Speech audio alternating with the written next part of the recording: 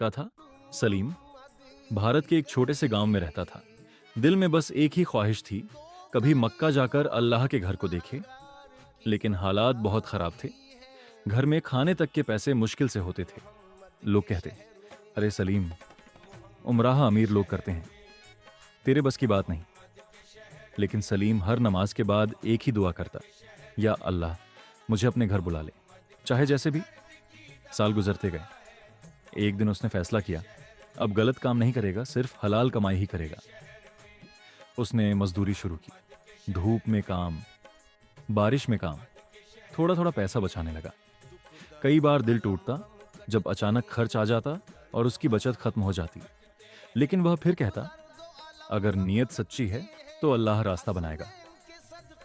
एक रात उसे सपना आया, वह काबा के सामने खड़ा रो रहा है और दिल में अजीब सुकून है। सुबह उठकर उसने और मेहनत शुरू कर दी। कुछ महीनों बाद एक बुजुर्ग आदमी उसके पास आया। वह बोला, बेटा, मैंने तुम्हारी मेहनत देखी है, मैं तुम्हें उमराह पर भेजना चाहता हूं। सलीम को यकीन ही नहीं हुआ। वह रो पड़ा, सजदे में गिर गया। कुछ दिनों बाद वह सच में काबा के सामने खड़ा था। उसने काबा को देखा और बस रोता ही रह गया। वह कह रहा था, या अल्लाह, मैं तो कुछ भी नहीं था, तूने मुझे यहां बुला लिया। उस पल उसे समझ आया, असल अमीरी पैसे में नहीं, अल्लाह के करीब होने में है।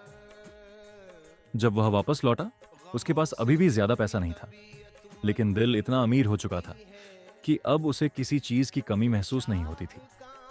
कहानी का सबक, जो इंसान सच्चे दिल से अल्लाह को चाहता है, अल्लाह उसे अपने घर तक पहुंचा देता है। देर हो सकती है, लेकिन इनकार नहीं होता। अगर चाहो तो मैं